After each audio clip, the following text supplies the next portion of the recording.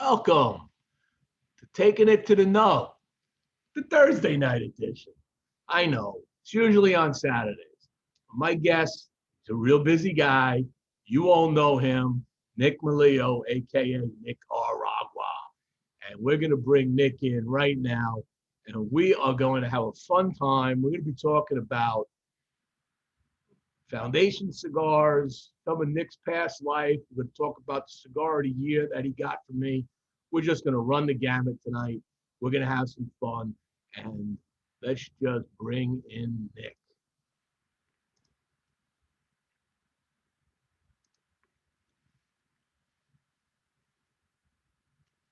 What's up, Nick? How are you? Jimmie. And thank you for being able to finally make it. I know it's been you and I have gone back and forth ever since I gave you an award, man. This is my pleasure, man. Thank you very much for this. Fuck that up. This Hold is on, this is a great treasure. I'm gonna put that. I'm gonna highlight there. So I'm putting this baby right in my office. yeah, this. There you go. Trying to get the reflection out there. There you go. Tabernacle David. For those that don't know, if you haven't experienced that, just want to pop this up real quick just to get things rolling. So there it is. All right. A well-deserved, very high-rated 97 for me. What you're seeing here is the David. This is the smaller of the two Perfectos. And what you're seeing on the side here, no, I did not lick that end. That is the oiling. This thing is it's just oozing oil before you light it up. And it was just spectacular. For $12, I enjoyed these cigars immensely. You just come down, just look at this beauty. Look at the gorgeous wrapper on that. The burn, the ash, everything was just absolutely spectacular. That broadleaf goodness. Yeah, it's not every day I find a broadleaf that oily. That's the key, right? Is you want to maintain that oil from the leaf, and that definitely comes with taking your time. It's I always compare it to my grandmother's pasta sauce. It's the difference from throwing it on the stove, cooking it up pretty quick, and my grandma taking her time, low simmer, 8 hours, and just letting it ride. Because what happens is once you get those temperatures up, you do start losing a lot to the elements, right? And that's where you can lose a lot of those oils sometimes, because it takes a long time. Broadleaf is a challenging leaf to work with. From a fermentation side of things, and it's not the most high yielding wrapper amongst manufacturers. So it's a tough one, but if you do it right, it pays off, man. Definitely pays off. So I'm glad. For those that don't know who Nick is, that might be tuning in now or in the future, you're a Connecticut resident, right? Yes, I'm from Connecticut, New Haven, Little Italy area originally, and that's where I'm from originally, and I'm here now. But most of my time over the past 18 years has been in Nicaragua. This is actually the longest I've been in the States in 8 years. And you, like me, not exactly like me, but you started smoking cigars at the age of 18 with your dad, if I'm not mistaken. I didn't smoke with my dad, but I smoked with my fraternity brothers. My dad, it was my grandfather was actually my dad smoked cigars, but my grandfather, it was really the pivoting point. Yeah, 18, around there. We'll say 18 for all these FDA reasons. We'll hold it there as the official. That's when I turned my grandson onto it, 18. Yeah. It's a coming of age, right? You remember smoking at that time, having not smoked smoked cigar. I had a good experience with the aroma of cigars because all of my, both my grandfathers smoked. One of my grandfathers was definitely more of a smoker, but he smoked, he was a pipe and cigar smoker, like a lot of guys back in the day. And great grandfathers also Connecticut cigars. So smoking Connecticut cigars was a pretty common thing back in the day because there were so many brands here in Connecticut. And can you hear me all right, Jimmy? Yeah, I hear you. You're going a little bit back and forth. I don't know if it's me or you, but Jimmy, I might lose you for one. I can hear you. Can you hear me now? Yeah, I hear you.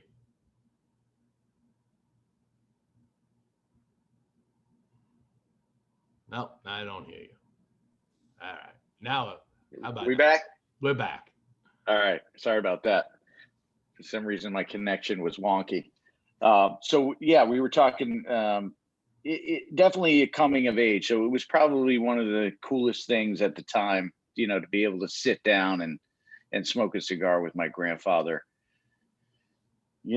Just to sit down and hear war stories. But it was that coming of age of feeling as you were moving into being a man and being an adult. And I think the cigar was definitely the catapult. So many cultures have ceremonies of coming to age ceremonies. And I think cigar smoking is definitely one of those. So once I started, it was just, I was in, I was hooked. Well, and you never looked back because you ended up, I guess, hanging out at a cigar shop, and then you convinced the owner to. Yeah, so it was 96, the height of the cigar boom. We used to go into a shop called the Calabash Shop every Friday, and we get smokes for the weekend. Me and my brother would go in. And at that time, if anybody remembers, being around at that time, it was insane. I mean, there was literally lines out to the humidor on a Friday. So we would go in there and we would see these two women would be hustling behind the counter. And, I was graduating that summer. I needed a job for the summer. I was going to start university. I needed work. And being there one Friday, it just dawned to me, man, this is my dream job right now. And these ladies definitely look like they need some help. So by the time I went to the front of the line, I had written down my email, which had just started around then, and my phone number. And I said, listen, I know everything about cigars that I could get my hands on, because by that time I've read everything I possibly could. I would love to work for you guys. And I'll never forget that summer because I didn't get a phone call, and I was working grounds crew at the university I was going to be beginning in August. And I said, man, it was grounds crew working in a cigar shop. I wish they'd call me. 2 months later, I get a call just before starting university, and they hired me. And they really just entrusted me with the humidor. I was in charge of the humidor. They put their full confidence in my knowledge and love for cigars at that time. This is like a 19 or 18-year-old kid. I'm 18, man. 18. Yeah, maybe I should find a picture and show you. I look like I was 12. And yeah, but and at the beginning, guys are like, who is this guy that looks like he's 12? What does he know about cigars? And with time, I won their confidence and their trust, and they began to trust in my palate. And that time there were so many brands coming out, man. We call them Don Nobodies, and people were rushing into it. Everybody and their brother wanted to make a cigar, make a quick buck, and nobody was putting really any passion into it.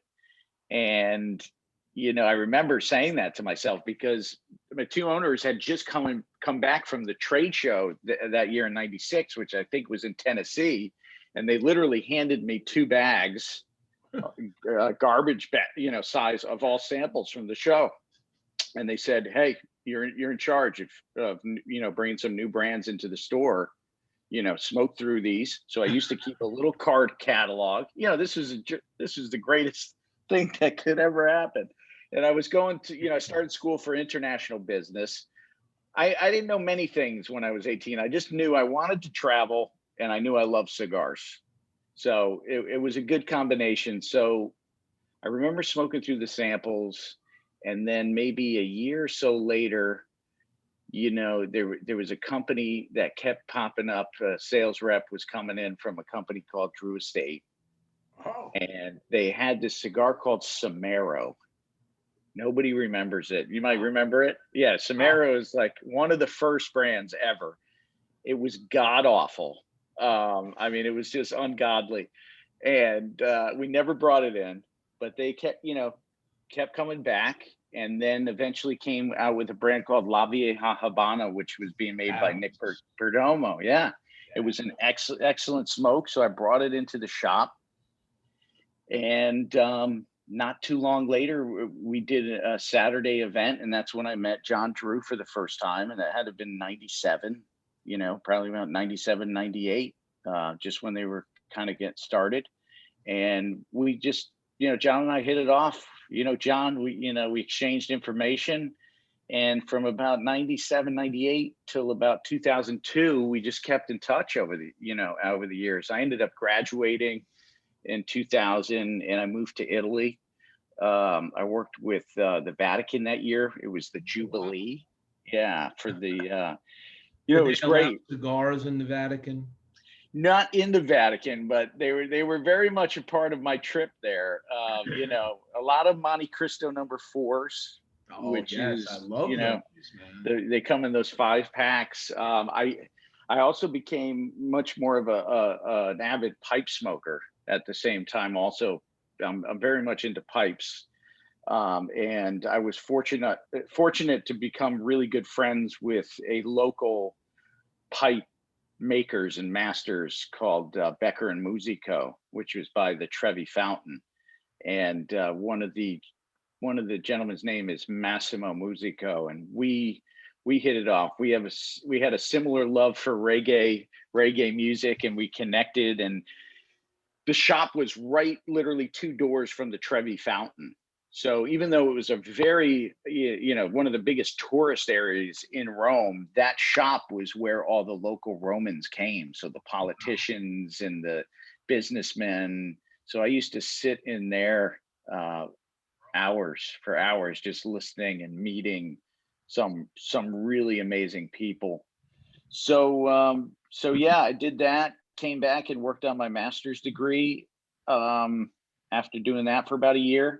And then I got another job offer in Italy for an Italian Renaissance art history tour through a friend of mine who had been studying Renaissance history at Dartmouth. And a friend of his started this tour for high school kids, and they needed help. So I couldn't refuse that job. We went from Siena to Florence to Rome. It was unbelievable. And I said at that point, I can't go back to a classroom. So I bought an around the world ticket. And from that trip, I went from Italy to France to India to Thailand, down the Mekong River into Laos, Vietnam. Wow. So John was on my email list through this whole trip. So he was getting up on you saying, hey. Yeah, he was in Germany at the beginning of the trip. Hey, man, what are you doing? We talked, what are you doing when you get, it was on like a 10-month trip. He's, what are you doing when you get back? I said, I don't have any plans. Let's reconnect when you're heading back around. And he sent me an email in Japan, and it just was one line: call me. I obviously have some serious shit to talk to you about. Sounds like. So I called him up, and he said, I want you to come to Nicaragua and be my right-hand man. I said, all right, let's do it. That was this is what, 2003? This was, so that when I talked 2002, it was the end of 2002. So after traveling around the world for almost a year, I landed in the States and ended up landing in the States in February 2003. And I flew down to Nicaragua March 13th, 2003. And I didn't leave for 2 years after that first. I was supposed to just be going down to check it out to see if I wanted the job, and I never left. What was your job? What was the right-hand man? Is a lot of things, John. Yeah, right-hand man, I thought initially was going to mean that John was going to be around. It's, and Was to my you and lack of Jesse knowledge, Flores? yeah, Jesse, I remember meeting Jesse for the first time. The company was a fraction of its size. We were working out of Perdomo's old building, which was basically an apartment that the back was a little house in the center, close to the center of town. The back was kicked out. And then there was a couple bedrooms upstairs and a kitchen, small little apartment upstairs. And at first, yeah, John left after the first week and said, figure it out. So I just started really just nestling into learning what everybody was doing at the time. So I just started working the production floor. I was in Spanish class at 7 because I spoke fluent Italian, but my Spanish was absolutely terrible. So I was speaking Italian to people when I first got down there. Well, you understood a little bit of the language because there is a crossover. Yeah, they're very similar. Yeah, they're very similar. It definitely, it got by. The GM spoke some broken English. There's not many people that speak Who was too the much GM? English. Who was the GM? Is Manuel Rubio, who's still the GM of the factory and still a really close friend of mine. Yeah, man, we were all the same age, man. We were all 24, 25. So the head of packaging, who's still there, Orlando, Yesenia, the oldest person was probably the accountant at the time, who was still with the company. He was probably 35 at the time, maybe. So yeah, it was pretty amazing. The company was really young and beginning to really start to hit strides. And I think John just took a chance. He took a chance on hiring me because it was, they couldn't afford hiring, I think, somebody from another company. Hiring somebody, would definitely have cost a significant amount of money at the time. So I think he took a real chance on me, and he didn't realize at the time that, I'm a total beast when it comes to, being organized and work. And I was ready to prove myself. And coming out of, an international business degree and love for cigars, that was my dream to learn how to really bunch and roll cigars. So you were not like an ops manager. What was your real position? Were you actually That's a great question. blending, or you were the operations manager? So at first, right, it evolved. I naturally evolved into, my title became director of tobaccos and production. Okay, but at first I was just really John's assistant at first, and I was handling the setup. The first year, the helping with the organization of setting up the booth for the trade show that year. I immediately rolled into quality control. So the year before, there was a lot of quality control issues, significant ones that almost, put the company in very difficult positions. And I didn't even really learn about it until about, my first month on the production floor. And then I really started implementing quality control filters to make sure nothing would happen like the previous year. So I immediately started putting in checks and balances. There wasn't a lot of, things, fundamental things, organization things, production planning. I started developing production planning Excel sheets to organize the shipments, the packaging materials, a lot of it was operational organizational things at the beginning. And then at the same time, I was head deep in, learning tobacco and learning production and, learning how to roll and bunch, and then spending time in packaging, the warehouse, on the fields. So it was a lot of observation. And then I was always just experimenting right away, of blending, because at the time the company, it was significantly acid at the time, infused cigars. And although I totally respected the product especially coming from the retail side of things, it wasn't personally, what my cup of tea was. So, I started experimenting, just blending right away. I mean, what is a 24-year-old to do when he's in the north of Nicaragua? There's not much to do. So work became, we were working 7 to 8 o'clock every day, and then I know you were nights partying and from 8 o'clock till whatever. I know, man. I wish it was no, it was yeah. I had just gotten married at the time too, so so I was just locked in, trying to adjust to a whole new country, a whole new culture. There's definitely a real difference between traveling through a place and living in a place. Right. It's definitely a whole nother world. So a lot of people, it's tough, especially if you come from the city, to live in a place like Esteli, because it's a farming town essentially. Exactly. Yeah, 9 o'clock, everything shuts down. I mean, Much so. it's a ghost town. So there's no real nightlife, except on Friday, Saturday, the weekends. Other than that, You got a casino and some bars.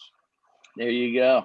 And usually, amongst the Estelian culture, if you're out during the week after a certain time, you're up to no good.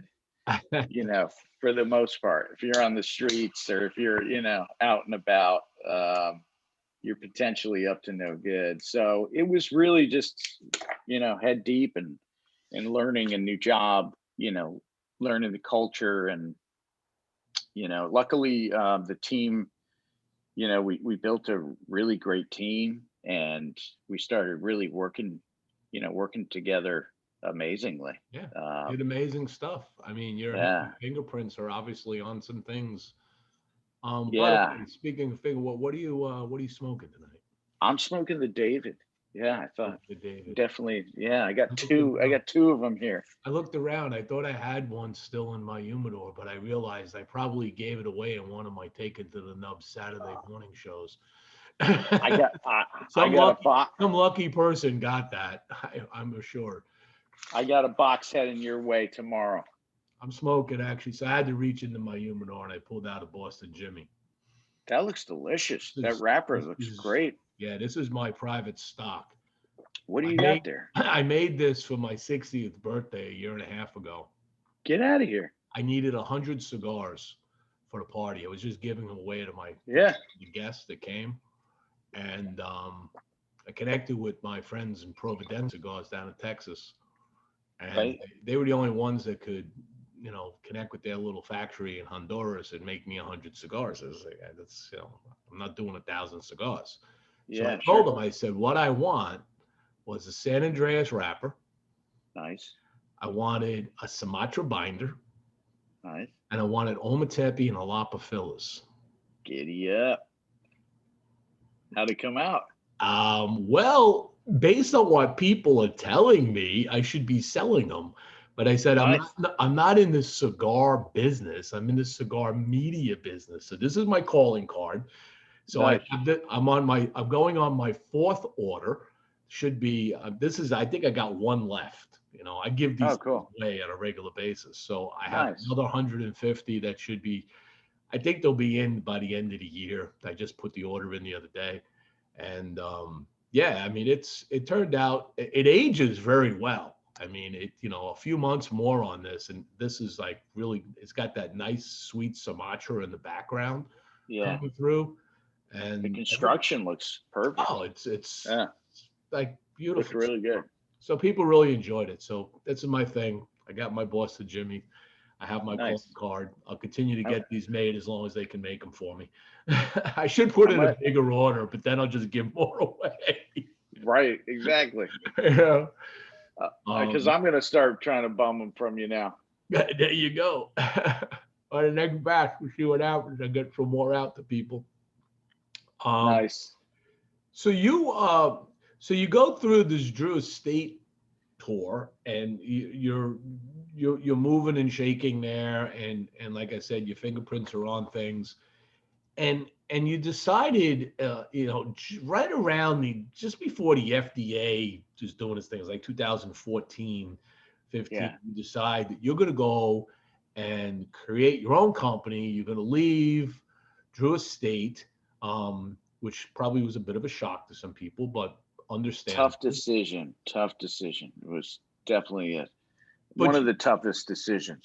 But you did something, you did a couple of things. Not only did you start your own company, and we could talk about the name of Foundation in a moment, but you decided, well, you've been in Nicaragua long enough. You wanted to create a Nicaraguan Puro, and you came out and created a cigar called the El Huehuense. Now, Perfect. I say that very Perfect. slowly, Huehuense, because you created the name of a cigar that I would say 90% of the population of cigar smokers cannot pronounce that. It's El Huehuense. Gouganese. It makes a phenomenal pasta sauce. Gouganese. It's an excellent pasta sauce. What does that mean? Well, Wednesday means the wise man. Wednesday is what makes it's difficult for people that speak Spanish. It's distinctly Nicaraguan, right? Especially when you talk about culture, language is the root of culture. You start with culture, it all starts with language, and that's one of the unique things about Nicaragua is it has its own unique culture, and there's nothing more that any Nicaraguan, it doesn't matter what political affiliation, what religious affiliation, all Nicaraguans recognize the Huehuense. It's distinctly Nicaraguan. It's a dance that's been happening in Nicaragua for the past 500 years. And you see it everywhere when you're in Nicaragua. I mean, you can see it on restaurant walls, you can see it in graffiti, paintings on the wall. It's very much a part of everyday life in Nicaragua. And of course, being there for so long, I would come across the image many, many times. So when I was starting my own company, I really wanted to bring to consumers and cigar lovers, a Nicaraguan blend. I knew that as my first blend, I wanted to do something all Nicaraguan. I really wanted to share this experience that I had in Nicaragua and have in Nicaragua through a cigar. So first and foremost, of course, the blend. And, this was the first time I really started working on brands, and it was exciting to be able to complement these blends with artwork that I'm really passionate about.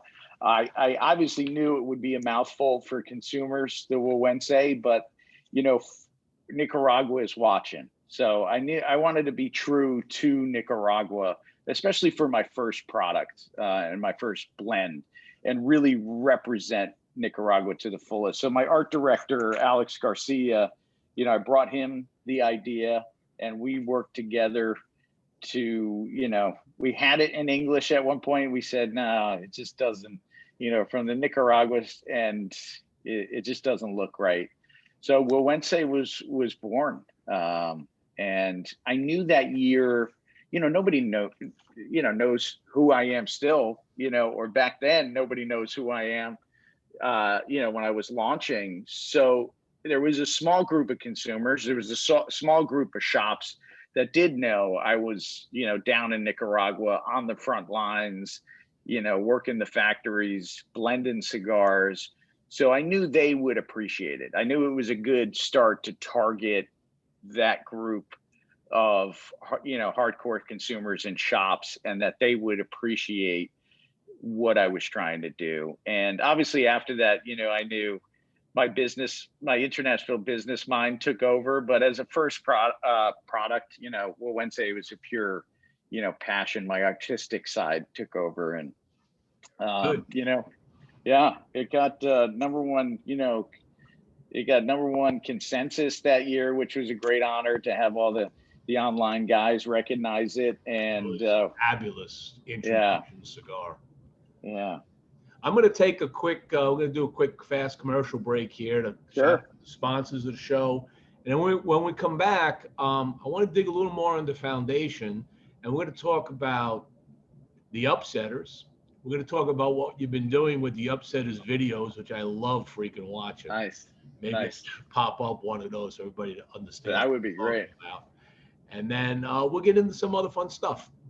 Sounds So good. let me just do a quick share here. So today's show is brought to you by Tarazona Cigars. Tarazona Cigars, they do it with passion. Every Tarazona premium handmade long leaf cigar are rolled to the highest quality by masterful rollers. Each hand that touches the process takes pride in the quality and the craftsmanship of every cigar that goes into every box of Tarazona. You want to do it with passion? Next time you're looking for a fine smoke, reach for Tarazona. You can follow Tarazona Cigars on Facebook and Instagram and visit them at www.tarazonacigars.com. Today's show is also brought to you by the Cigar Clowns. The Cigar Clowns, they came along and they want to take you on a journey to find the perfect cigar. If you don't know, now you do. Some people smoke cigars. They are cigar smokers. So sign up to be the first to know when they're dropping their next cigar. If you've been following them on Facebook, you'll know that the latest drop, the Ron, hit June 4th in all limited Cigar Association shops in the United States and is expected to have sold out across the country. So next time you're looking for something new and unique, check out the Cigar Clowns on Facebook. Our show is also brought to you by La Jolla del Chan. La Jolla del Chan is a dream come true for husband-wife Gabby El Chan and his wife Liz. They want all the hands that work the tobacco leaf in their home country of Puerto Rico to have the same opportunity to expose their products. They call it La Jolla del Chan because they cultivate part of their product, and so at some point they want to be able to supply the world with their native Puerto Rican tobacco leaf. The pride that Gabby and Liz feel is the same pride of all those who work the tobacco leaf, and for this, they deserve a portal that represents them. Thank you for supporting our country. You could follow them at www.lajolladelchan.com and El Chan Cigars on Instagram and Facebook. Today's show, lastly, is brought to you by Platinum Nova Cigars. Platinum Nova Cigars is a family-owned and operated cigar company. They pride themselves on the quality tobacco using only the highest vintage leaf and the most skilled hand workmanship to go into the making of each Platinum Nova cigar, resulting in a timeless blend of art and craftsmanship. This brand and their work to honor their grandfather is always to remember him and his infinite passion for the finest cigars.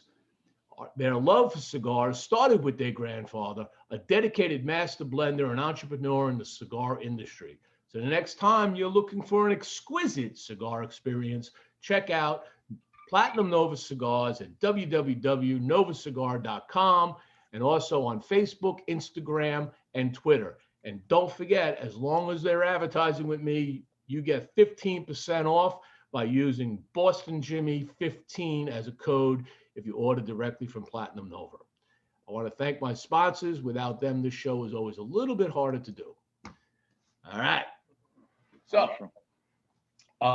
yeah, let's Puerto talk Rico. about Puerto Rico cigar. That's awesome, man. Oh, yeah. Sorry, I mean, I've had that was there's cool. a few Puerto Rican cigar blends that I've recently have had, and they're trying to bring that leaf back. Yeah, it's cool. I mean, it was a It was tobacco big. Yeah, producing country. big time. Oh yeah, big time. Yeah, man. Like a lot of places, like Jamaica. Jamaica. You know? Yeah. So let's talk about the upsetters. So you go from your introduction blend, you went through some things, and you came out with this big splash a number of years ago called the upsetters. But Yeah. most recently, you last year you actually started this series on your Yes. YouTube channel, and let me just pop I'm this so up glad you here. saw it, man. We've been I- having fun with that series. I love this. So this part of the series. So this is part 5. This is a Awesome. short 1 minute, 28-second video. But this is where the upsetter, he's escaped jail and imminent Yes. death with the help of his friends, and he's taken refuge in the oasis and is accepted as a member of the tribe. And Chief, and I'm going to say that wrong, Melchizedek. Melchizedek. He was the high priest in Okay. the Old Testament. Melchizedek. And he performs a sacred ceremony and anoints the upsetter with special seeds. So let's go take a quick look at this. I think Yes. I love this stuff that you're doing. And This is a treat. I mean, these animations, man, they take so long. There's a lot of work. Everything's drawn out. I hope this all shows here. So boom. I don't know if you can hear the sound. I think you might, let's see, no, you might have to turn on the sound. I think there's an option on Zoom to turn on the sound. I'm not sure where it is though. Yeah, we'll just watch it. Yeah. So talk about what's going on here. Yeah, sure. You know, the Upsetters is based on, you know, Jamaica, but Jamaica, people don't realize at the end of the 60s, early 70s, were obsessed with spaghetti westerns, which is, you know, interesting. Italian spaghetti westerns, you know, like Django. Django, you know, we all know Tarantino's version, but originally it was a 60s spaghetti western. So all, you know, of the reggae album covers back in the late 60s, early 70s, all had these spaghetti western themes. And this is basically the identity of the brand. I was in Jamaica about 5 years ago for Bob Marley's 70th birthday. And at the end of the festivities, I saw some gentleman pull out a whole tobacco leaf from his pocket. And, you know, he was rolling up some other treats, but I began to inquire where he had gotten the leaf from. And I spent the next week traveling around the island sourcing tobacco. And we end up sourcing it from Jamaica and shipping it to Nicaragua. People don't realize that Jamaica, you know, when I started in the industry in 1996, was making some of the best handmade cigars in the world. It was really one of the epicenters of cigar manufacturing in Kingston, Jamaica. At that time, you know, there was the Cifuentes factory, which made Macanudo at the time, which were all made in Kingston. You had Temple Hall. At one point, I think Partagas was actually made there for a year. Then you had the Royal Jamaica factory, 45 minutes west of Kingston. There's the main growing region was called May 10, which is about 45 minutes west of Kingston. So unfortunately, at the end of the 90s, there was a hurricane that came through.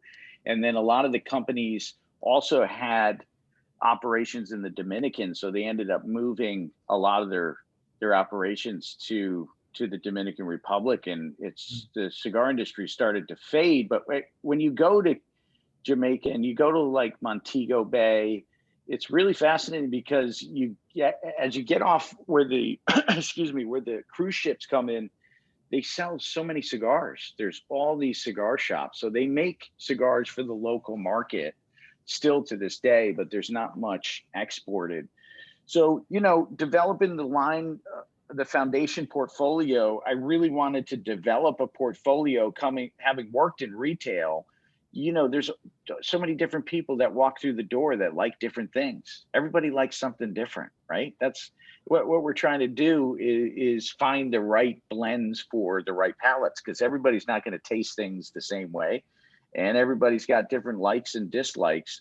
So if you see within the Foundation portfolio of brands, I try to develop blends and brands that range that if you only had Foundation in your humidor and you had customers coming in, you have something for every different palate. So the Upsetters was geared for people that really enjoy infused cigars.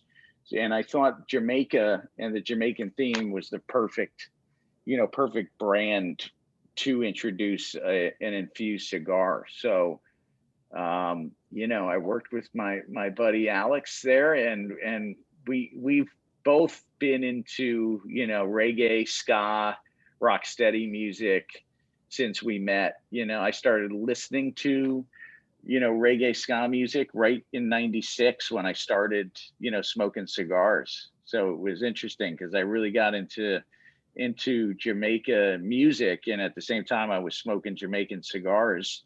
I wasn't into the special tobacco they have there in Jamaica at the time. So I always wanted to do something, to pay kind of homage and love for Jamaica and Jamaican tobacco. So the Upsetters is that. So you The have character, the Upsetter. yeah, Is yeah. that autobiographical? No, I mean he's a character that's, it's like in the spaghetti westerns, it's like he not the good guy, the bad. It's a sort of a play on the good, the bad, and the ugly. We say the good, the bad, and the upsetter. He's sort of that lone character. He's definitely a good guy, but he's not always that good, and he's sort of the lone soul, traveling from town to town and really defending, truth and justice. So the play here was in this animation was really because we're facing all of these FDA challenges. So it was really the Brutus, the evil guys in the animation story, really kind of represent all the challenges and that we're facing as an industry, and definitely going through all these FDA regulations. So I kind of want to make that play on, it's kind of like the David and Goliath story also, that play on, the system, trying to keep the small guys down. So that's the story in the animation. Yeah. That you do a good job of that. I mean, it's all, you do placate to the small guys and say this is the where it grows. But then you did branch into building a collaboration with Highclere Castle.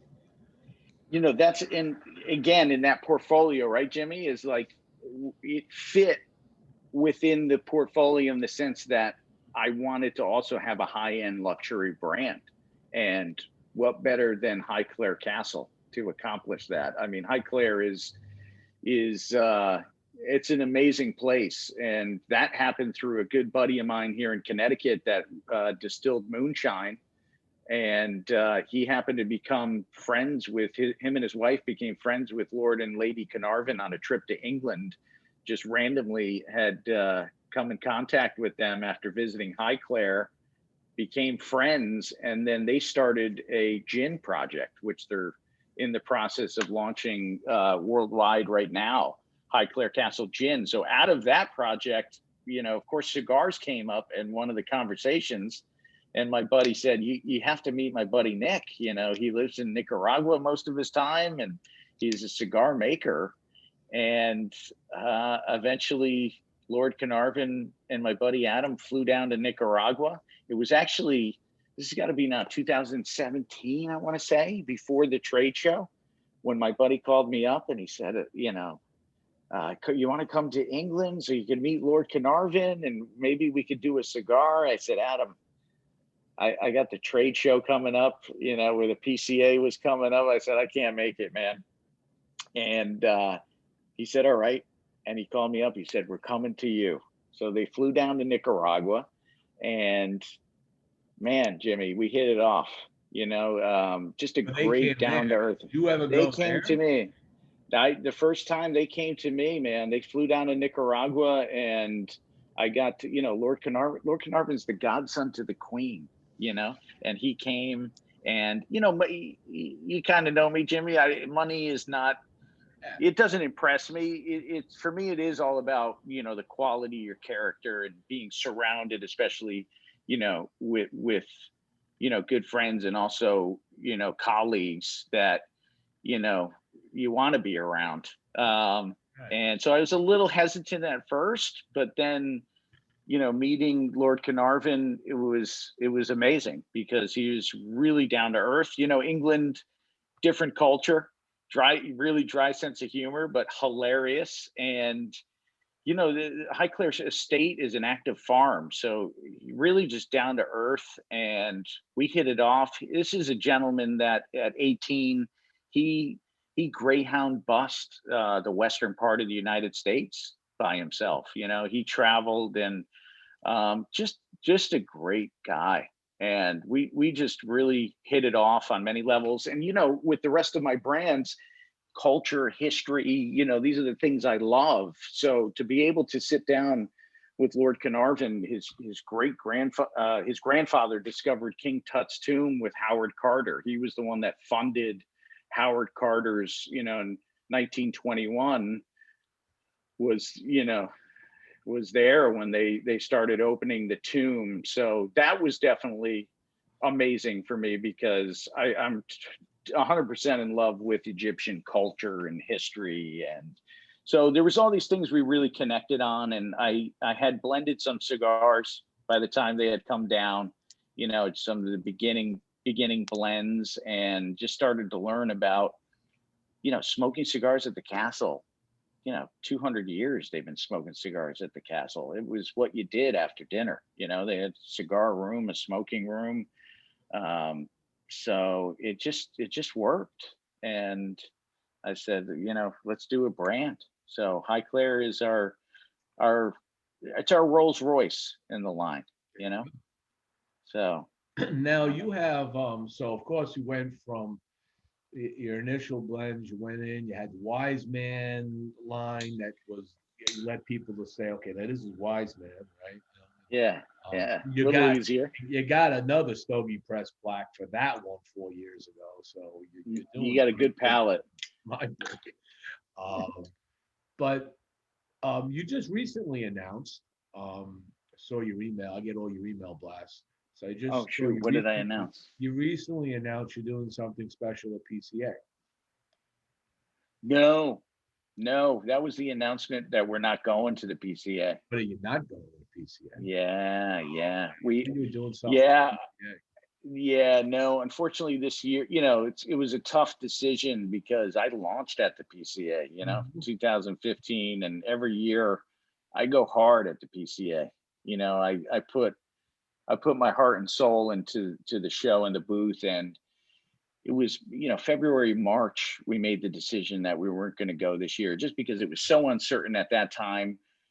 Fortunately, we've had a tremendous amount of growth this year, even given the circumstances, and we've been trying to catch up with orders. And so we said, yeah, it's a tough problem. Yeah, it's tough, man. It's tough keeping that balance, because Lord knows you want to sell them, but you have to be committed to always being committed to the quality and consistency of the product. So I didn't want to push it any further, and I ended up committing back in March. My parents are celebrating their 45th wedding anniversary, so I ended up renting a house, and we're doing a family thing. And like I was telling you before, being away from family for so long, it's and as the years keep going, it was really important for me to spend some time with the family. So unfortunately this year we're not going to go, but next year we're going to come in hardcore.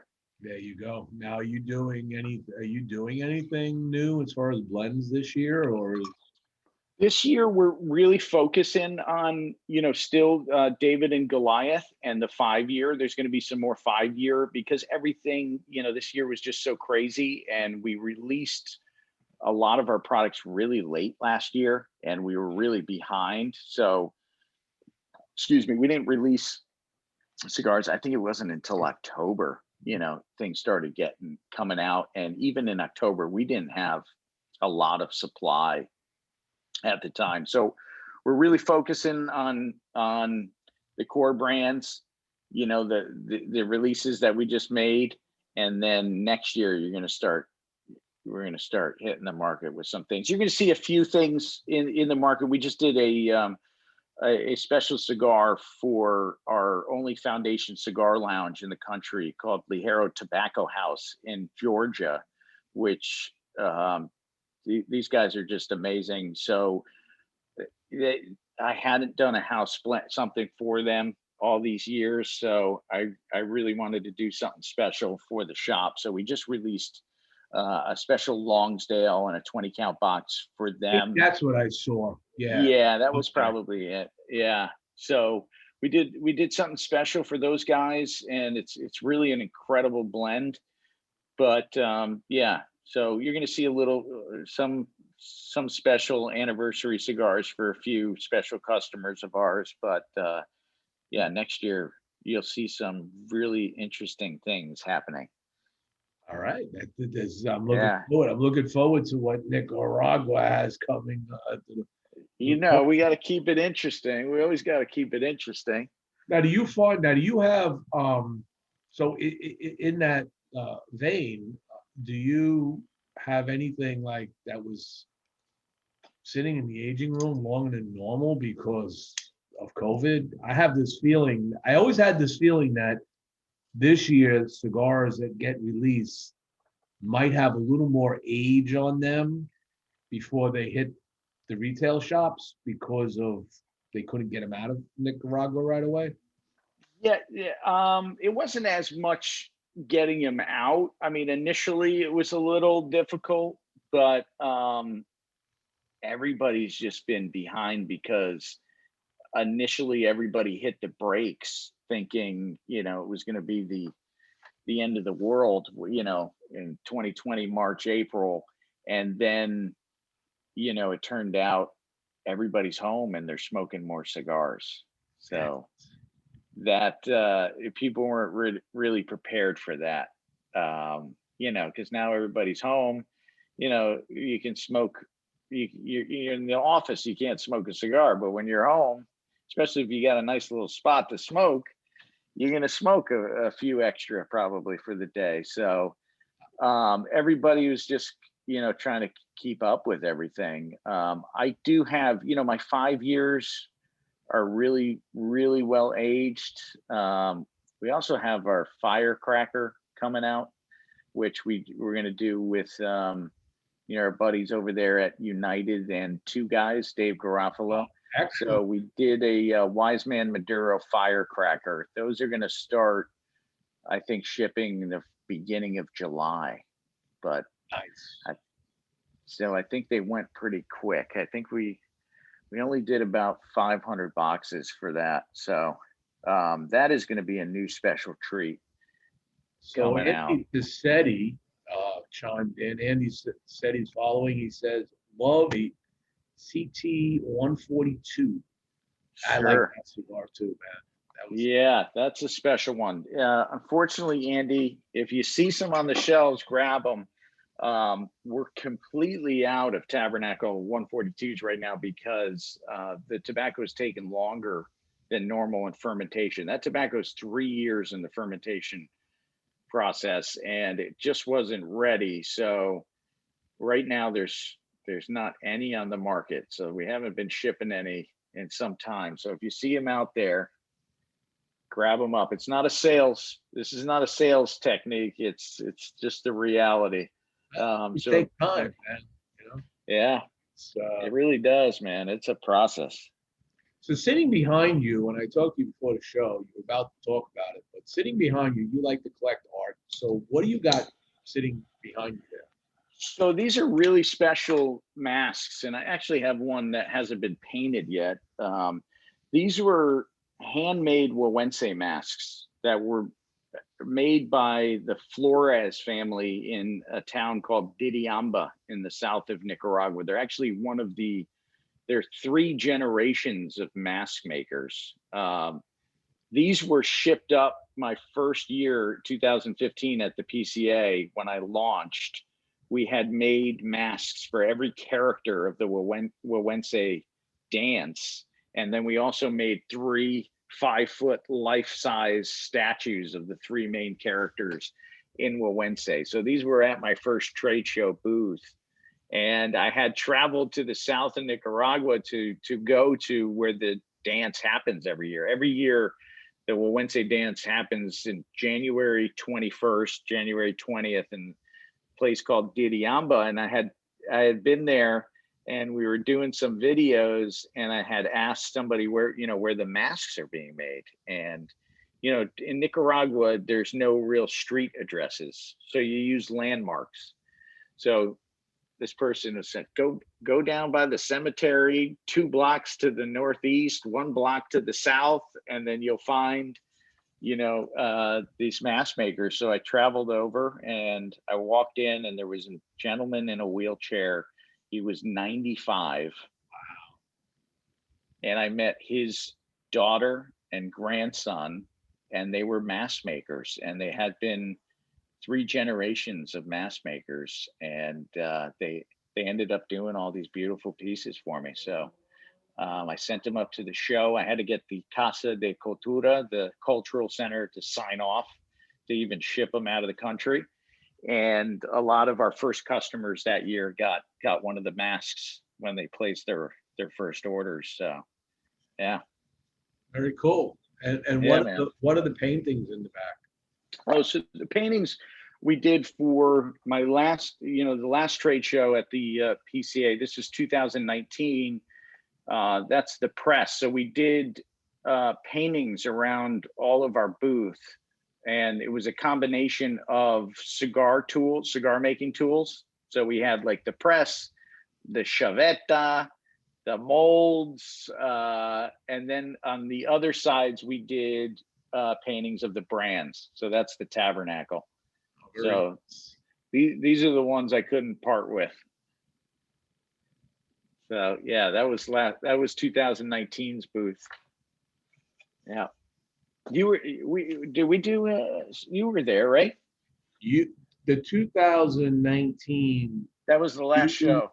Were ridiculously busy. We had scheduled time, and then there was things got boggled, and I messed it up. It was whatever.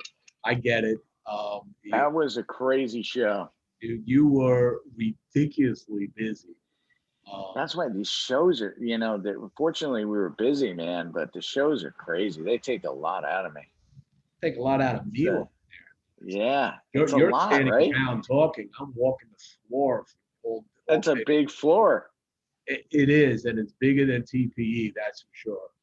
Oh yeah. But so I like TPE because I can navigate the floor real easy in 2 days, and then I could spend a little more time sitting down with some of my favorite brand owners, just have conversation if they have time the last day. Right. Catching up on old times. So yeah. It's more manageable. Absolutely.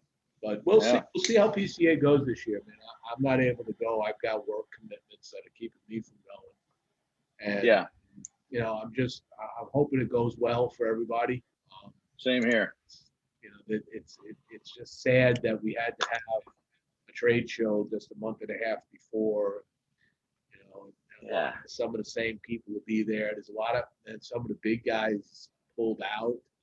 Yeah. Yeah. A lot of the big, yeah. I don't know, man. It's a tough one, but it's tough because the PCA is, our real trade industry, man. It's really important, as far as, legislative, standpoint too, is the PCA and, supporting it. So we're big supporters, definitely we're definitely support the PCA all the way, but, so you mentioned that back in the beginning of your entry point there were people all over the map getting into the industry, and we saw that kind of take a stall after 2016. Even some small brands pulled out. They were afraid, they couldn't afford it. Things kind of went sideways for a while on new brands. But now you're seeing a lot more of them come out. I'm seeing a lot more of these small companies coming back out. What advice would you give somebody entering this business in this climate today with the FDA kind of backed out, but still bearing down, moving forward? Advice. I mean, for one, make sure you got your trademarks down. That's one before you even start. Trademark. There's nothing worse than starting a company and then getting a cease and desist or figuring out somebody else is using a mark. So that's definitely that's crucial. With the FDA, is you just got to be up and familiar with what's going on with the FDA. It's unfortunate. It just creates a climate of uncertainty, and it's just the nature of how the FDA just operates. And luckily we dodged a bullet in September. I didn't. We were supposed to file for what we call substantial equivalency. They ended up delaying that in September. Infused cigars ended up having to file. So we had to file for our infused brand. And let me tell you, it's a process. It's a process, man. Like luckily we didn't have to do it for all of our brands. So you should just definitely have good legal counsel, and just be aware of the FDA. It seems like they're holding back right now. So you see a lot more people kind of getting involved, but you just have to be aware of what's going on with the FDA, because it could, it could definitely affect, your business. So you can end up and, investing all this time, money. And if you don't have everything right, it could be literally taken from you if you're not careful. I mean, how long I would think when I talk to brand owners, it takes upwards of a good solid 3 years before if you're lucky, to start making money in your brand. Oh yeah.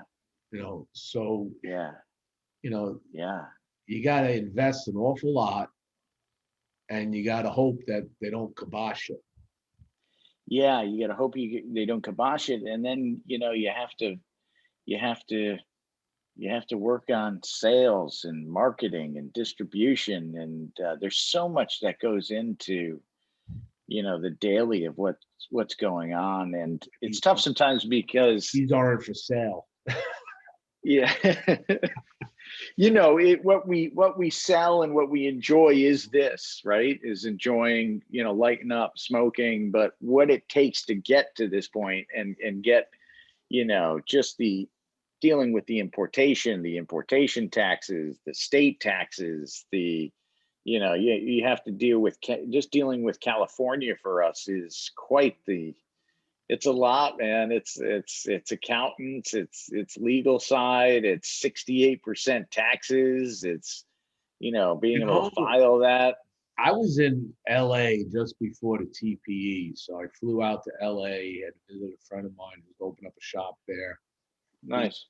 Visited my niece and her fiance, and lives out there. And I went going to the shop, and I'm like going, not for nothing, with all this taxation, there's a lot of shops still in California, yeah. And it isn't like they're not selling cigars. Yeah, no, California is still a big market. That's why you put in the time and effort, because it's such a big market, and it's definitely a big cigar state. There's just it took us when they changed the tax, the way they were structuring the tax, we, for a year there, we didn't have, our prices were all messed up because it was unclear what the tax code was, and last thing you want to do is get a check from the state of California that you owe all these back taxes. So we took our time with it. We finally figured everything out, and there's a lot of internal things that we have to do from an invoicing standpoint. California warning stickers have to go on the boxes, things like that. But yeah, it's definitely a huge cigar smoking state. Yeah. So definitely LA and that region too. So. All right, so we're coming up just past the hour. I normally do a what's new in news and reviews on Stogie Press, but it's a Thursday, so things are just starting to roll in. So yeah, sure. what we'll do here is usually after that, I come back and I do a quick lightning round with my guests. So we'll go Awesome. through a quick lightning round with you so people get to know a little more about Nick. Cool. You mind if I turn my light on for a second, Jimmie? Sure. So you can see me? I'm seeing you just fine. You see me all right? Yeah, you look fine there. Okay. There you It's go. probably better not to see me. Yeah, right on. My dad always said I have a face only a mother could love on payday. I don't know what that meant exactly, but Well, no, you might want to ask. yeah. Okay. Yeah, let me get my thoughts together here. So with all the travel that you did and all the travel that you've done, what would be your most favorite adventure tour destination? What would it be? Adventure tour destination. Adventure destination. I would say, I mean, India is quite the adventure. You know, it wasn't until I landed in India that you really feel like, yeah, you're in a whole different part of the world. You know, Thailand it's very more touristy infrastructure, beaches, but India, it's just so big, it's so diverse, and there's so much going on. It's pretty adventurous. Anywhere you go is an adventure. Did you have the monkey So try to jump in the car? Because I had that experience. well, they were trying to jump on me. We went to some old cave, like I think they were Hindu caves, and yeah, they're the little monkeys. They were like these little spider monkeys. They were definitely a little aggressive at times, but yeah, India is definitely an adventure. What in your COVID time, being home with family now, what have you been streaming lately? Streaming? You ever 000? Really? You ever watch this? No. On Amazon Prime. Check it out. You have Amazon? Yeah. 000. All right. Check it out. You're gonna love it. I will Guaranteed. definitely. 3 different destinations. Calabria, Italy are the buyers. Then you have New Orleans, sellers, and then Mexico are the producers. Great. It's really great. It's really great. Great acting. It's in Spanish, Italian, and English. So there's a little, you got to deal with some subtitles, but it's worth it. The character development is fantastic. I got really big into Yellowstone. Okay. With Kevin Costner. Yep. I got hooked on that one. That was really good. Yeah, I got my whole family watching that one. Very good. Have you watched that? That was on like Paramount or something like that. Yeah, I don't have Paramount. Yeah. I forgot. I think I got it on like iTunes, but definitely worth it.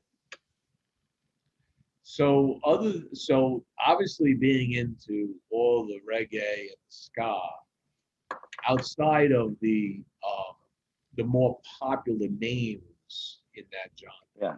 what is one or two underground names that maybe people don't know about but should listen to? Midnight. Okay. Midnite.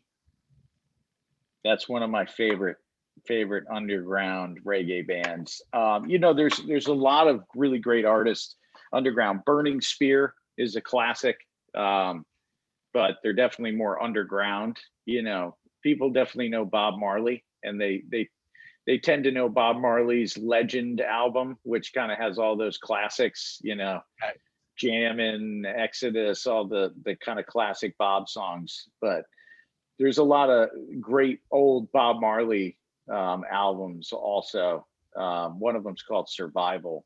But I would say Midnight, underground, Burning Spear is definitely I will One look this if midnight after you the show. you will like Burning Spear too. Burning Spear. Yeah, yeah. Now, do you- Midnight is really underground. Burning Spear is like next level up. There you go. Okay, and the last question, which is the one that everybody gets, and if you've ever watched my show, you know what's coming. Those that have been watching the show know exactly what's coming. There is no context in this question. It's a real simple answer. Okay, skirts or pantsuits? Skirts or pantsuits? Skirts. Skirts. Okay, you are in the majority. I am in the minority. Okay. You like the pantsuits? Well, I always feel that a woman that can rock a pantsuit can easily rock a skirt. I mean, that's attractive. Pantsuit is I just. like the professional. Yeah. And I have to say too, I'm a big fan of the long skirt too, like the long skirt that goes down to the ankles. But those are. I like to leave things to the imagination too. Oh, yeah, that's the good thing about a pantsuit. There's a lot of imagination. Yeah, skirts these days they're getting shorter and shorter. They're disappearing, I think. Isn't that supposed to be talking about the goodness of the stock market? Isn't there like an old saying that the skirts go up, the market goes up, the skirts go down, the market goes down? Oh, yeah, I didn't even know that. Yeah, there's something about that. And if you notice the men's fashion, we'll just close it on this. So I'm a big Stephen Colbert fan, and Nice. He finally did his live show from the theater on Monday. So he finally Did he have Jon Stewart on there? He had Jon Stewart on Yeah. a show, and that was, I mean, if you haven't watched, even if you're not a Colbert fan, you got to go watch that episode because he did that. Him and Jon Stewart go way back, and they just had so much fun together. But he had his the music out, Batista, right? Batiste and his band. Yeah. They did a live performance, okay, where he just came out with a new album, and he came walking out, and I'm looking at it, and he's singing and he's dancing. He's doing a great job. It's amazing, right? Had a whole backdrop. It was just a really incredible production. But I'm looking at his pants, right? And of course he's thin, and I could never rock this. But if you're thin, you're young. It's now the pants don't go all the way down. It's back to the higher cuff back. The end of the pant goes up, and you're wearing white socks with shoes. Okay, this is like a new thing. I looked at my wife, who's on top of all of this stuff, and I said, "What is?" She goes, "Oh, that's the new thing." Well, where have you been? I said, "I know about fashion. I wear Boston Red Sox gear." Yeah, it's me. I wear black T-shirts and exactly, but that's the new thing on the men's stuff. So, high pants, kind of, I mean, about this far above the ankle. Right. Yeah, I don't know about that. We used to call it, you're like waiting for a flood or something. Exactly. Pants, but right? This is in style right now. It's I don't know. Yeah. Yeah. So, all right, Nick, it's been a pleasure. Let me I want to thank the sponsors and thank all of those that have been watching and those that are going to be watching this as it stays out there. I'm going to give you the last word. I just want to thank you. It's great to finally connect with you, and a real honor to receive this. And I really appreciate all your support and coverage, throughout these years. And I hope the next time I see you, it's in person and we can have a cigar together. Absolutely. Well, thank you, everybody. It's been a pleasure with it all. I'm going to just stop my recording here.